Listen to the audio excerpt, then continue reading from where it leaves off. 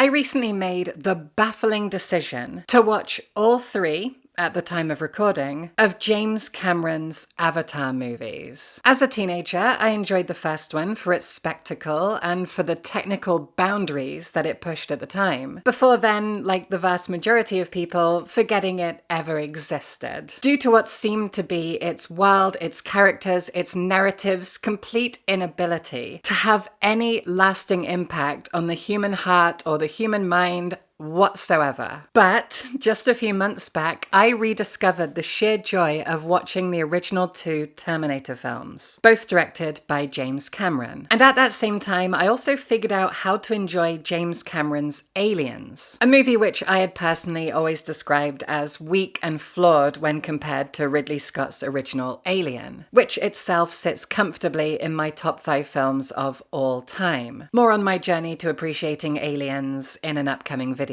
So suddenly I found myself transformed into a sucker for James Cameron's directorial style, his charms, and his incomparable ability to wow audiences with his technical wizardry and the kind of cinematic spectacle which seems to be increasingly rare in today's Hollywood landscape. As one critic pointed out, the marvelification of cinema makes so many modern movies feel more like comic books than films. And as a lover and a collector of comic books and films, well, they are different mediums, and I would appreciate if there was a distinction between them, rather than trying to morph them together. When a film is being adapted from a comic book, it should not feel like a comic book, it should feel like a film. But that's probably something else I'll cover in an upcoming video. And so, what choice did I have but to revisit the world of James Cameron's Avatar and also dive headfirst into its sequels? Now, as someone who is completely burned out on streaming services, I refuse to get Disney+.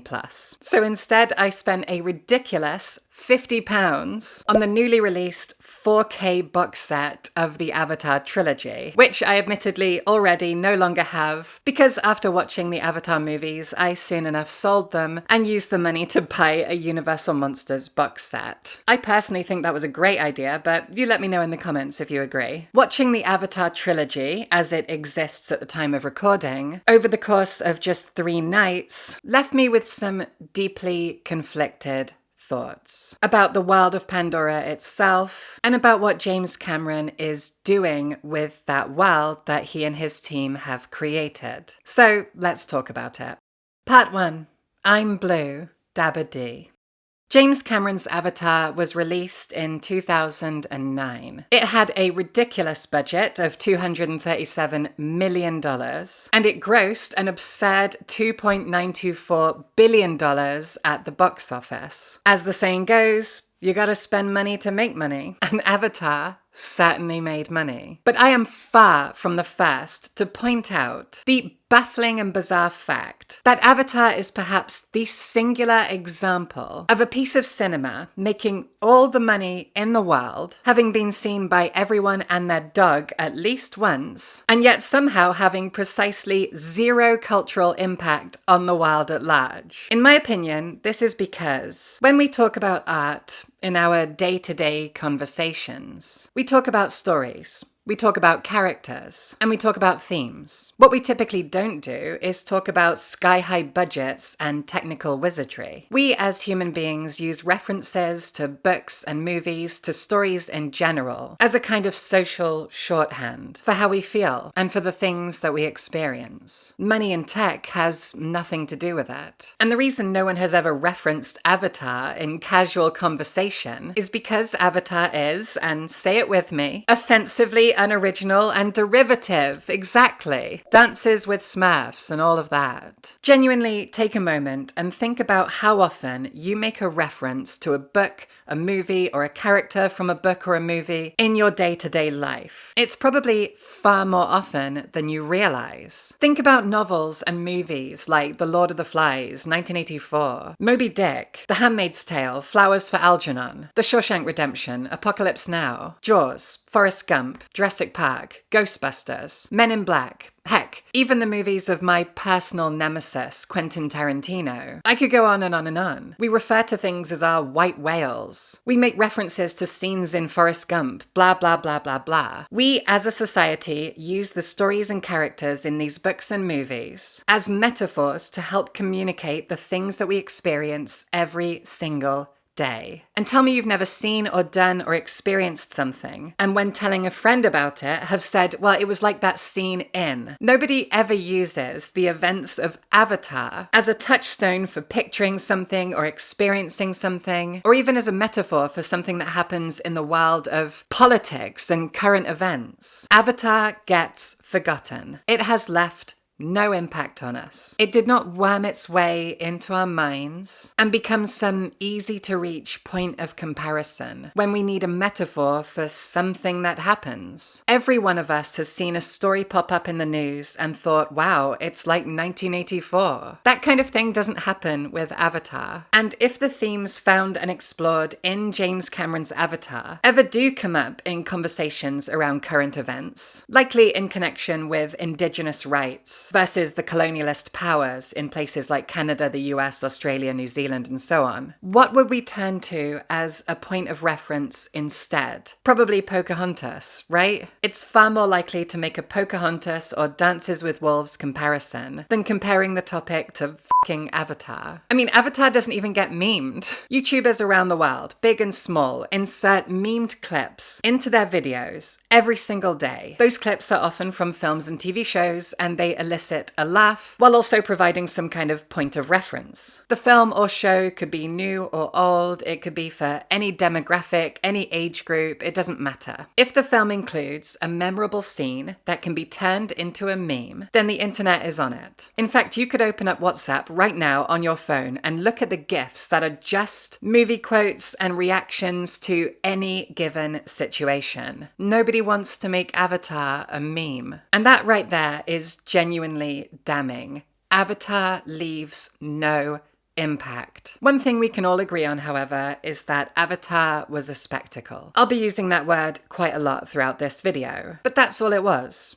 Right? It offered nothing new whatsoever in terms of its narrative, and what that narrative had to say about things. Its meditations on colonialism, capitalism, war, greed, the horrifying disconnect between humanity, profit, and the tangled ecosystem, which we are all a part of and yet comfortably ravaging. It's all been covered before, and often with a lot more nuance and creative originality. Perhaps most famously by the legendary Hayao Miyazaki, and his works Nausicaa of the Valley of the Wind, Howl's Moving Castle, which admittedly was an adaptation of a novel by Diana Wynne Jones. Read it, it's amazing. And most prominently of all, Princess Mononoke. But, and this is important, is Avatar's painful lack of originality actually a bad thing? I'm actually asking this, and I'm going to try and answer it. My gut reaction to this question is, yeah, of course it's a bad thing. We human beings crave art and stories, and we have a yearning for those stories to be original. We get bored easily. We are naturally curious. We like to learn, and we also like to create. We are all, every single one of us, in one way or another, creative. For example, many of us have picked up a musical instrument, at least once. Many of us derive creative satisfaction from cooking or baking. We like to knit, we like to crochet, we like to draw and paint, we like to write stories. What we make is often original in one way or another. We like to put our own spin on things. And we also like to share stories across cultures, across generations, in the form of folk tales, fables, mythologies. These things are handed down as ways of understanding and making sense of the world around us. Stories are also a bonding ritual, a way of sharing our humanity. They're a form of self-expression, of social commentary, and perhaps the oldest and truest and most natural form of entertainment. Stories, I would argue, are as integral to our health and our well-being as food, medicine, and shelter. We need stories in order to live. We need art that entertains, empathizes, and reflects. Is Avatar that? Arguably,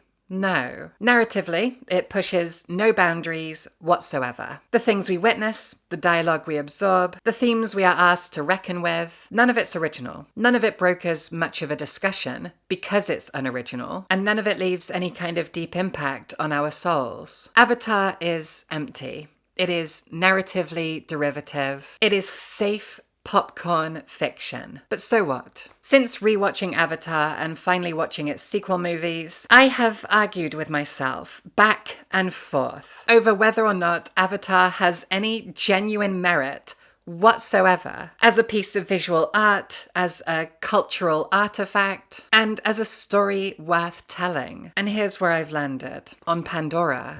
After throwing the 4K disc of James Cameron's Avatar 2009 into my PS5, likely soon to be replaced by a 4K Blu-ray player not made by Sony because of their whole physical media thing, anyway, I'll touch on that in another video at some point, and hitting play, I sat back on my sofa with what I promise was a genuinely positive mindset. I expected to be hit with a small wave of nostalgia for a movie that I had watched and enjoyed a handful of times as a teenager. Sure, yeah, of course, I anticipated that. But what I desperately wanted, what I hoped to find, was a whole new appreciation for James Cameron's vision, for the visual and audio craftsmanship on display, and maybe even for the script and performances that were so intensely mocked upon the film's initial release. And was my enthusiasm well placed? Well, Australian actor Sam Worthington's attempt at a pseudo-New York accent is as jarring as it ever was. That was never going to change. Given that his narration brings us into the movie and remains there throughout, his ability to convince us of the majesty of this world, a world that we are just being thrown headfirst into, and his ability to simply convince us that Jake Sully is in fact American, it's fairly essential stuff. And I'm going to jump ahead for a second here just to say that by the second movie, his accent has improved enormously. In fact, his performance as a whole in The Way of Water is so much better. But for this initial journey to Pandora, his accent and his performance remains a stone in my shoe, right until credits roll. What serves to distract us from that, however, is the visual spectacle that we are greeted with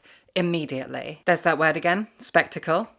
Keep count, I guess. It's a fun hobby. But here I don't mean the technical wizardry. I mean the art direction. See, when it comes to video games and cinema, audiences so often conflate visual design with graphical power. We often talk about how a game or a movie looks, but I personally think we should be in the habit of clarifying what we mean when we say that. Get more specific. Because things like frame rates, textures, performance, fidelity, these are all to do with technical power. And while demonstrations of great graphical power, like we see in Avatar, are worthy of applause, and should even be something that we're grateful for when it comes to pushing visual media in new directions, none of that holds a candle to artistic design. Take a look for a moment at the timeline of Disney movies, for example. 1989's The Little Mermaid was the last Disney animated film to be made using traditional cell animation. It's also the movie that launched what became known as the Disney Renaissance, a 10-year-long period between 1989 and 1999 in which Disney's animation studio produced a series of critically acclaimed masterpieces that literally changed the landscape of animated cinema all over again, just like they did all the way back in 1937 with Snow White and the Seven Dwarfs. In 1990, however, Disney switched from traditional cell animation to digital animation. And that shift to digital animation was celebrated with their 1991 masterpiece, Beauty and the Beast, and its famous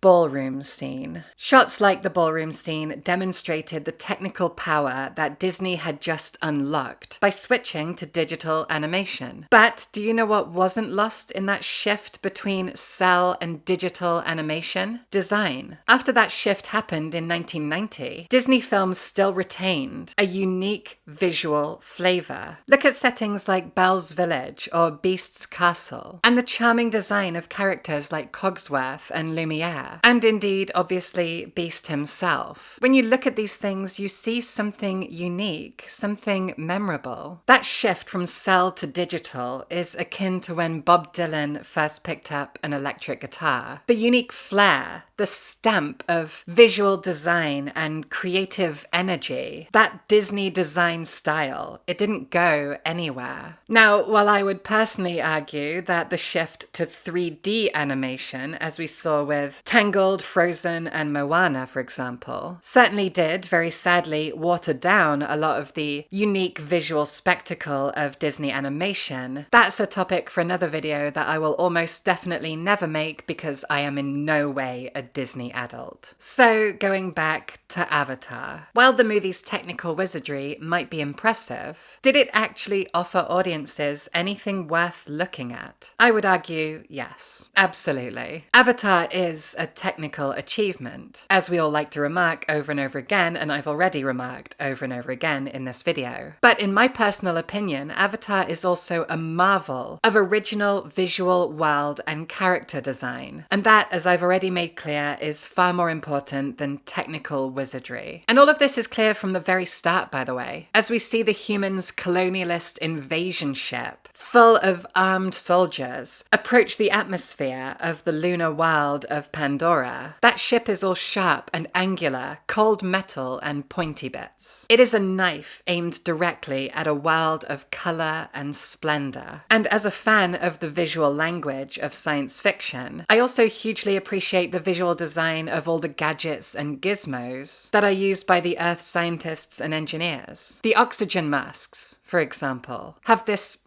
ergonomic design. They're not encumbering. They allow for a full range of human facial expression. Now, obviously, being entirely made of glass or maybe plastic, they are arguably impractical for exploring a wild alien biome. Trip on a root, crack your mask on a rock, you're f***ed. But then I guess if it was your head that hit the rock, you're still f***ed. Accidents happen. I don't know why I made that sound like a threat. Just make sure you're never alone with me on the moon.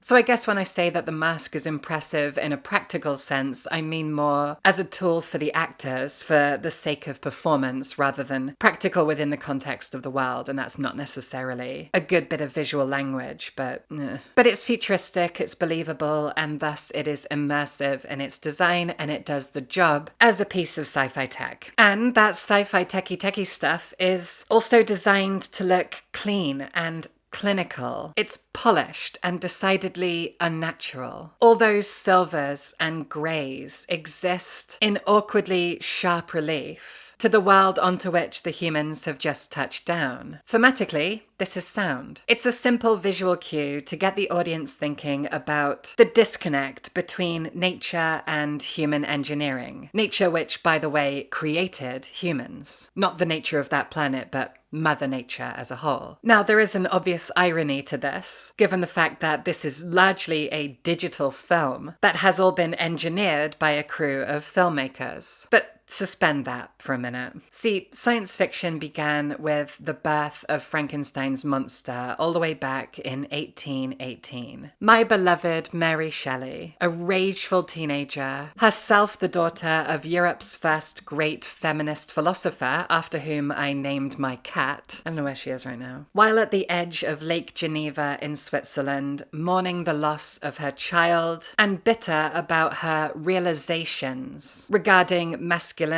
and fatherhood, and inspired also by the terrifying leaps in technology that were happening at the time across Europe, single-handedly over the course of a summer invented the genre of science fiction, while, as an aside, also writing what I believe to be the greatest novel in the history of fiction. A work which isn't just the first sci-fi novel, but is also a work of gothic horror and, as I said, the greatest piece of fiction in the history of humankind. I'm a big Frankenstein fan. And in the more than 200 years since the creation of Frankenstein Frankenstein's monster. The genre of science fiction has consistently wrestled with the relationship between humankind and the natural world that created us. We, like the birds and the elephants, are the children of Mother Nature, and yet we continue to stray further from her. 2 centuries after Shelley wrote about Frankenstein and his creation, James Cameron continues that conversation with Avatar, while of course blending into his cocktail of themes discussions of colonialism, capitalism, and the myriad evils birthed by their copulation.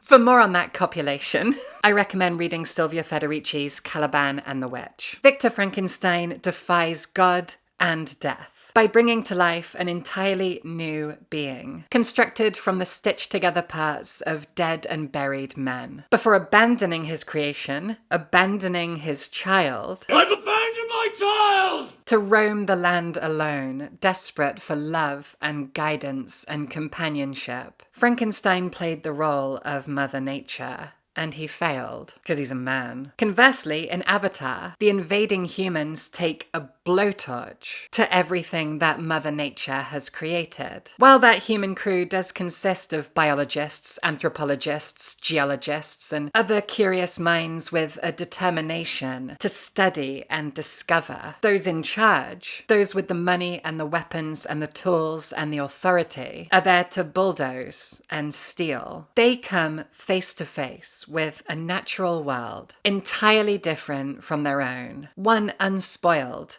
and maintained by a human-like species who have evolved and matured to maintain an intimate and complex bond with Mother Nature herself, and they care nothing for it. Frankenstein's curiosity was fueled by his selfishness, quickly abandoned like a candle snuffed out. But the invaders in James Cameron's Avatar have no curiosity to begin with. In the 200 years since Mary Shelley first put quill to parchment, science fiction has moved from warning against the dangers of boundless curiosity to warning about the dangers of boundless greed. And that, of course, is an inevitable result of 2 centuries of continued capitalist and colonialist expansion. And what of this world that James Cameron, the teams at Weta FX and Industrial Light and Magic, as well as artists Wayne Barlow and Jordu Shell, and many, many more staggering creatives besides, have created here? I would personally argue it's a pretty impressive one. Now, obviously, there's no getting around the liberal amount of siphoning from Cameron's inspirations. For example, we see the aforementioned Pocahontas in the character of Neytiri, played fantastically by Zoe Saldana. We see, of course, how the themes of colonialism mirror Dances with Wolves. The capitalist destruction and pollution reminds us of Fern Gully and Princess Mononoke. Jake and Neytiri are rehashes of James Cameron's own Rose and Jack from Titanic, who themselves are a modern-day Romeo and Juliet. There is little originality to be found in the story, themes, and characters of Avatar, but there is plenty of originality to be found in the world of Pandora itself. At least,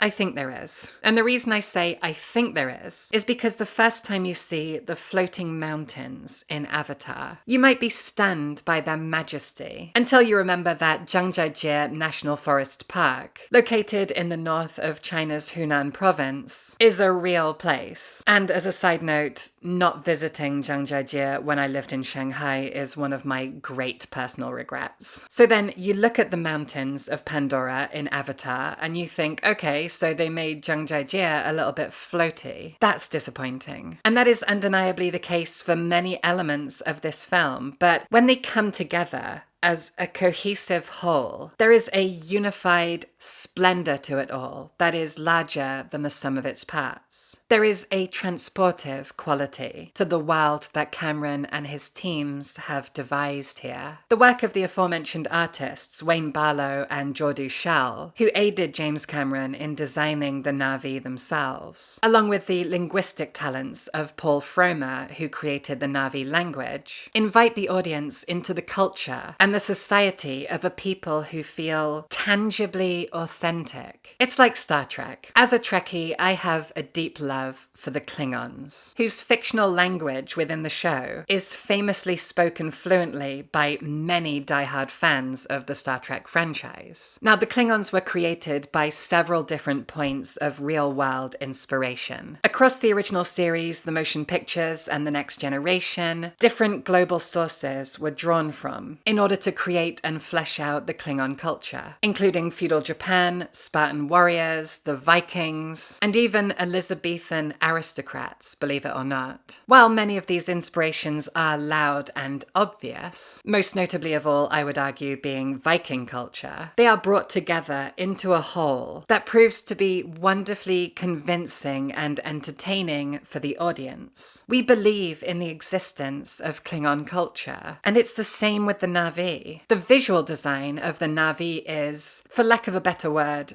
fun. Their cat-like features, their bright blue skin, their agile frames, their gangly limbs, their impressive height, seeing them embodied by real actors and placed into a dense, digitally devised natural world that we can actually and easily believe to be an expansive, truly planet-sized world of interconnected ecosystems. It is genuinely awe-inspiring. Pandora is a playground of escapism and excitement. The design and layout of that exomoon's flora and fauna, combined with the visual language and the cultural norms of the Na'vi, it all adds up to a place that is 100% convincing in its fiction. The success of Cameron & Co.'s vision is in convincing the audience that not only is Pandora a real place, but a beautiful and inviting place that is worth admiring and studying and getting lost in. Through the intricacies of its ecosystem, through the Na'vi's culture and traditions, and through the sheer visual splendor of Pandora's geography and biology, we are encouraged to be curious, to care deeply about natural landscapes, unspoiled beauty, the vibrancy and diversity of life, and to think, isn't all of this worth protecting? Worth throwing away our reliance on human invention for? You can all but hear James Cameron howling at the audience. You are Jake Sully. Reject the cold metal of humanity and embrace the warmth of Mother Nature. But you can also hear him shout, check out all this cool shit I made with my computer. Now, do these two statements stand in unresolved contrast to one another? Yeah, probably. Part 2. Got the Blues. 13 years after the release of James Cameron's Avatar, audiences were at last graced with a sequel, the second in a planned pentalogy of films. James Cameron's Avatar, The Way of Water. Now, my first thought upon seeing the title and poster for this film was, wait, more blue. Yes, Willow of several years ago. More blue indeed. And, so as not to leave you in suspense, Willow of the past, your hair's looking great, by the way, it did not take another baker's dozen years for the third film to drop. Spoilers, by the way. The next one's red. Avatar: The Way of Water, despite its goofy title, did something I never dreamed it could do. Never dreamed any Avatar movie would ever do. It made me cry. Twice. See, while the first Avatar movie is, as established, a relatively derivative film, at least in terms of its plot, narrative, characters, and themes, The Way of Water is the child that realized its parents' dreams. Which is fitting, considering how this second film is about family ties and the responsibilities of parenthood. The narrative improvements of The Way of Water are so impressive, in fact, as is its jump in visual fidelity, brought about unsurprisingly by 13 years of technical advancement, that watching the film gives the viewer this itchy feeling that the original Avatar 2009 was little more than a tech demo for what was to come. And perhaps thinking this way offers some genuine comfort To those who are like myself, disappointed by the story, characters, and themes of the original Avatar, but who admittedly loved the world of Pandora. Because what we have here with The Way of Water is an incredible expansion on literally every single aspect of that world and the characters who populate it. Perhaps the only thing that made me giggle was the dissonance that comes from internalizing the belief that the Na'vi live in perfect harmony with Awa, with Mother Nature herself, with their home, the exomoon that is Pandora, and her wonderfully diverse and vibrant ecosystem. Well, except for those fishy fuckers over there. Like, yes, Awa provides, and life is pure, and all things exist as one, but those c***s have webbed feet. I'm all for inclusivity, but you've got to draw the line somewhere. The film's awkward attempts at racism aside, now that's a phrase, The Way of Water is bigger, much bigger. In his first Avatar movie, James Cameron successfully convinced audiences that Pandora is a real place, perfectly formed, complete in its size and its diversity, that it is in fact a planet-sized world with a working climate and ecosystem. The world building was so solid, and we only saw so much of that world, which begged the question, what lies beyond the horizon? And we get the answer to that question in The Way of Water, 13 years later. But it's not only the world that's gotten bigger, it's also the cast of characters. Neytiri and Jake have been busy. They have a family now. The time between films has been accounted for. This movie doesn't pick up 6 months or a year after the first one. Instead, it acknowledges that the people who enjoyed the first film are different now. We're different people. More than a decade has passed, after all. Many of us have lost people. Many of us have children of our own, not me, ugh, and have started new lives in new places. And Avatar very smartly responds to that truth by doing the same. Jake and Neytiri are older. Their oldest kids are teenagers. They've adopted the child born from the corpse of Sigourney Weaver's character, a teenager played by a 70-year-old Sigourney Weaver. Wait, what? You heard me right. Sigourney Weaver's human character in the first movie, Dr. Grace Augustine, embodied a Na'vi avatar of her own in order to explore, study, and learn from the Na'vi people of Pandora. And after the untimely death of Dr. Augustine in that movie, her empty avatar shell was left behind. And it was pregnant for some reason. They kept that avatar on a kind of life support system in a Luke Skywalker-esque water tank thingy. During and after, for some reason, the development and birth of a Na'vi girl, who is then played by the same actor who played her mother. Is the voice a little jarring? Sure. Is the whole thing just really, really bizarre and kind of uncomfortable? Yeah. Was any of it necessary to the plot, the themes, the characters, the story arc that we see unfold in front of us over the course of the film? Well, no spoilers, but yeah, kind of, I guess. Anyway, the point is this. The Way of Water is bigger. As Letterboxd Pro Matt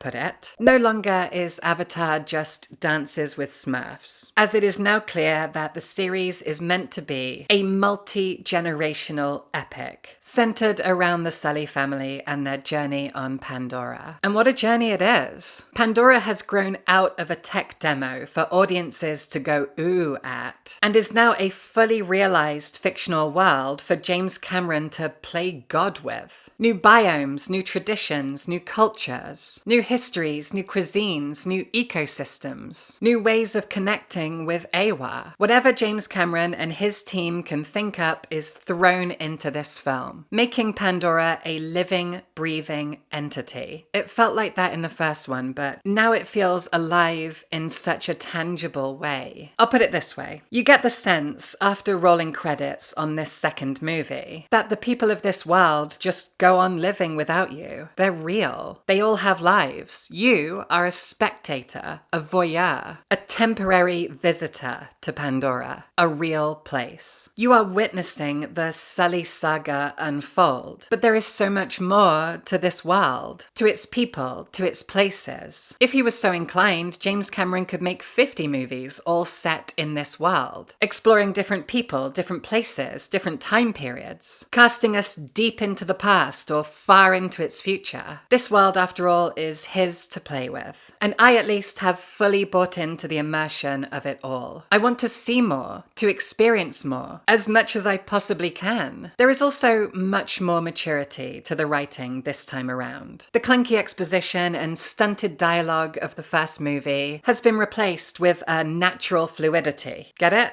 Because water. And a level of banter that strays away from MCU-style quippery, but remains charming, especially within the Sully family. And this film really is all about family. Jake is a father now, and we accept that. It feels like a natural evolution of his character. Despite the time jump, we believe in him and Neytiri as parents, as a couple who've been together and done so much in a decade. We understand this place and time in their lives in an instant. And we accept that the focus of this story is on their children. And those children are excellently written characters, by the way. As often lovable as they are unlikable, which kids, especially teenagers, do tend to be. Their teenage sons, Natayam and Loak, played by Jamie Flatters and Britton Dalton respectively, all but steal the show with their writing and their performances. And if this film has a protagonist, it's Loak, the often overlooked second son. Fatherhood and sonhood are great themes that are explored well in this film. However, this is a movie that sidelines its women characters, to the point of almost being egregious and offensive. I mean, for fuck's sake, James Cameron cast national treasure and actress extraordinaire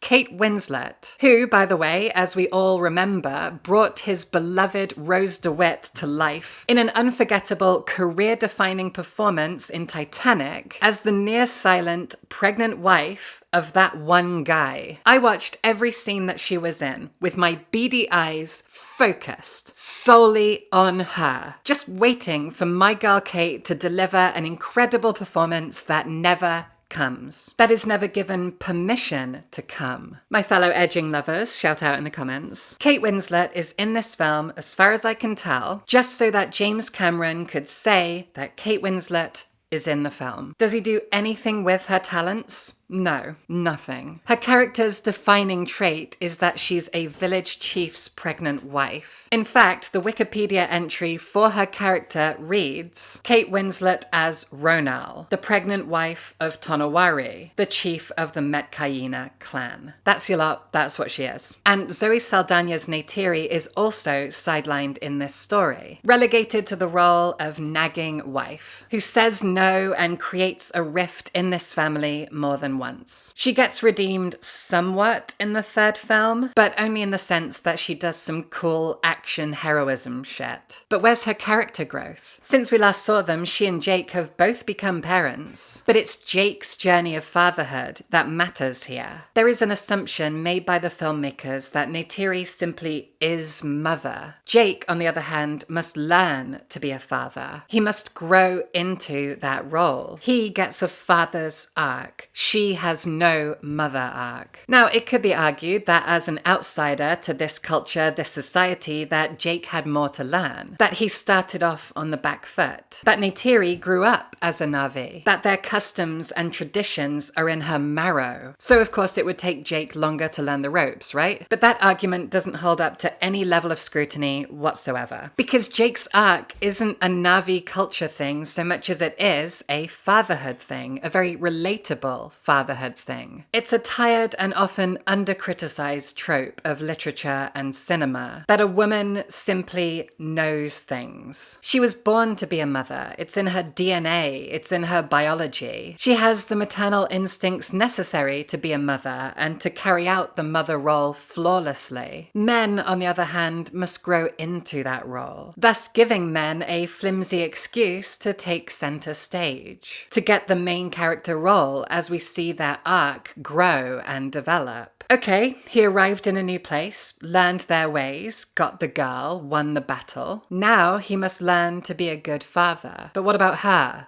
The girl. The one who existed for the majority of the first story as a kind of Pandora's box of exposition for Jake to just be handed and to play with. Now that she's done providing him with exposition and teaching him their ways, she must now provide him with children and teach him how to be a good parent, something that for some reason she already knows. This film, basically being the Jake and Sons story, means that Cameron and co are perpetuating that misogynistic trope that a woman exists to carry, birth, and raise children, the proof being that she just knows how to be a mother. It's in her blood. It comes naturally to her. It is her God-given duty, her role in this life. It was what she was born to do. And now she's done that. And so now, of course, she must stand to the side and watch on and occasionally throw a few spanners in the works while her husband continues on with his personal story arc, his journey of growth and discovery. He gets to continue to learn, but also teach his sons good morals. He's going to teach them important lessons, but he's going to fuck up too because he's only human. He's still learning. The poor guy, we have so much sympathy for him. Ugh. It's disgusting. And as for those sons, well, like I said, they are every bit as charming as they are annoying. Now, I confess this speaks to me of solid writing. Many fans, if Letterboxd is anything to go by, have expressed some frustration with their inconsistency as characters. But have you met teenage boys? The solid writing, as I see it, of Neteyam and Loak is matched perfectly by the performances of Jamie Flatters and Britton Dalton. And then, of course, there's Jack Champion's Spider, a human boy raised on Pandora. He was the, for some reason, never mentioned child of the series villain Colonel Miles Quaritch, played brilliantly in all of the films by Stephen Lang, who was defeated at the climax of the first film, thus leaving his never ever mentioned toddler all alone to be all but raised by the Na'vi on Pandora. Like Kiri, played by Sigourney Weaver, Spider has been all but adopted into the Sully family. But curiously and importantly, Neytiri and Jake refer to Kiri as their daughter. They don't extend the same courtesy to Spider, and that is integral to his character arc, the family dynamics, the themes, the central story, everything. There is a human compound of scientists and engineers who stayed behind when the battle was done at the end of the first film. And that is technically Spider's home, but he spends all of his time outside of that human compound with the Na'vi, whom he considers to be his people. He has chosen to be a Na'vi, albeit a smaller, paler Na'vi, who must wear an oxygen mask at all times. Well, kind of, put a pin in that. Now, over the course of the 2 Avatar sequels, Spider grows into a sort of protagonist, and his push and pull between the only home he's ever known and the manipulative father who returns in a new form is all written well enough to genuinely tug at the heartstrings. It's another element of the Avatar story that feels very unoriginal. It's basically the blood of the covenant is thicker than the water of the womb. In a nutshell, that's what it is. So it's not original at all. And we've seen it in many stories, even the story of Superman. But it works. When something is written well, it works. And that's fine. Now, the focus on the kids, Neteyam, Loak, Spider, and Sigourney Weaver's Kiri, makes Avatar: The Way of Water a coming-of-age story at its heart. One that's even set predominantly on a beach. It's a Disney Channel original, a twee summer camp story without the slasher. I honestly think it could have been released as a musical and no one would have batted an eye. Hormonal teens on their summer vacation, making friends and learning about themselves. They experience big lessons about bullying and what it's like to be an outsider. They learn to swim, they play in the water, they get teased and tricked by the local kids. It's all there, it's all completely unoriginal, it's all bizarrely cute, but Cameron makes it work. Just about. The whole tone does stretch credulity to its breaking point, but I just about bought it and enjoyed it a lot. In fact, leave it to James Cameron to have the gall to make his second Avatar movie a teen summer camp coming-of-age tale. I mean, at this point, 13 years in the making, why the not? Avatar works, like I've already said, by being greater than the sum of its parts. If it wasn't, it would all mean nothing. Part 3. Seeing Red. The loudest criticism levelled against James Cameron's Avatar franchise, and it's one that I have repeatedly addressed in this video so far, is that the whole thing is narratively and thematically unoriginal. And this is true. I think we can all agree on that. But as I mentioned earlier in the video, does that unoriginality really matter? All those many minutes ago, I argued that it does before going on a series of entertaining and informative tangents. You're welcome. Conversely, however, maybe it doesn't matter. Have you thought about that, Willow? Have you? I know it's hot, isn't it? You're going mad. Playing devil's advocate against myself a little bit here. Avatar, after all, is still delivering important messages to its audience. The socio-political themes of environmental destruction and the virus of colonialism and capitalism, cultural eradication, reconnection to the mother, the goddess who birthed us all, and the bonds of family and community. These are all important. They are vital themes to be faced with and to be encouraged to consider. Obviously, Avatar is very much not the first piece of fiction, the first media franchise to wrangle with these themes, but so what? All of that makes them no less important. It makes the act of teaching these themes to the audience no less noble. Whether viewers gain awareness and learn these lessons from Fern Gully, Pocahontas, Princess Mononoke, or Avatar, the important thing is that they learn them. Avatar is derivative, sure. No arguments here. But it's not like it does a bad job of handling these important themes and these critical topics in this day and age. And Avatar, after all, is also one of the most successful media franchises in history, much to everyone's constant surprise, because, as I said, it lacks cultural impact. Surely then that means that these vital themes are reaching far and wide, to audiences all across the globe, to viewers of all ages and backgrounds. That too is noble, right? Right? Well, that said, as I said before, originality is still important when it comes to art and creativity. Despite what the executives at Disney may believe, despite the revolting regurgitation of intellectual properties by the corporations that drain them dry until they are worthless, hollowed-out husks, left abandoned like so much roadkill, human beings do in fact crave original stories. We express ourselves, communicate with one another, teach our children, and deepen our powers of empathy through stories. Mythologies, fables, poetry, theatre, cinema, literature, music, these are all universal mediums of storytelling that are as vital to our species' continued existence as fresh air and clean water. We need good stories. We quite literally crave them. When we're not given them, our brains shrivel. We become stupid and lethargic. And Avatar, unfortunately, is very much a recycled story, as we've established at this point. My experience with The Way of Water, however, was such a surprisingly pleasant one that it encouraged this entire video. That said, admittedly, there is still very little originality to its characters and its story beats. And so with that, we come to the third movie, Avatar, Fire and Ash. And we also come to the end of this script.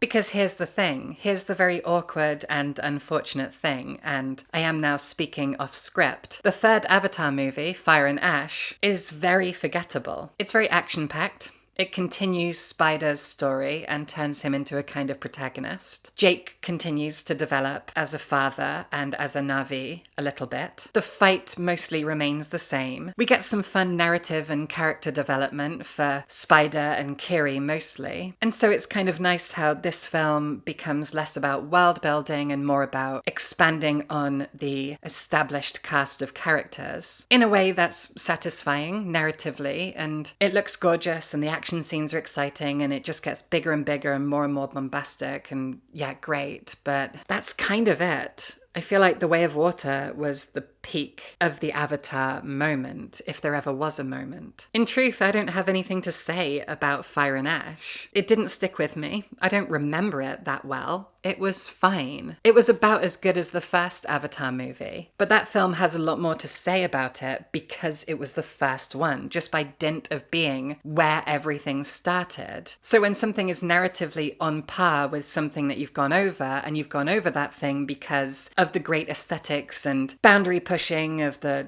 technical wizardry and all that stuff we've gone over, then there's just nothing to add, really. The Way of Water left enough of an impact on me to inspire me to make this video, but Fire and Ash was almost like an inspiration black hole that left me unable to finish my script, and thus here I am just waffling. In that way, it does feel like Avatar Fire and Ash is a pretty good metaphor for the entire Avatar experience, in that it is narratively uninteresting. It continues to explore its themes well enough. None of it's original. It's beautiful. Everyone who had a hand in making the film, in terms of its design and cinematography and world building and sound design and so on. I mean, it is a cinematic spectacle. All of them are cinematic spectacles. And I'm grateful for that because I love a good action-adventure, cinematic, blockbuster spectacle thing. And making them is kind of a dying art. So it's great that we've got Avatar, but it's not doing anything. I kept saying over and over in this video that we crave original stories, and Avatar is certainly not it. And so I remain conflicted. We've all met people, maybe you are a person, who has a very deep, clear, simple answer to the question, is Avatar good? And your answer is absolutely not, of course not, or absolutely yes, it's a lot of fun. And I sit here in the middle, seeing both sides, doing my best to explore both sides, and I hope I've done that here with this video, so let me know your thoughts. Is Avatar actually that bad? No. I think I've proven that here in this video. But is it actually some hidden work of genius? Definitely not, no. It has its merits. I absolutely adored the second film for many reasons, but it's just kind of okay, really. Now, while you're here, check out my main channel where I talk about books, and otherwise, subscribe for films.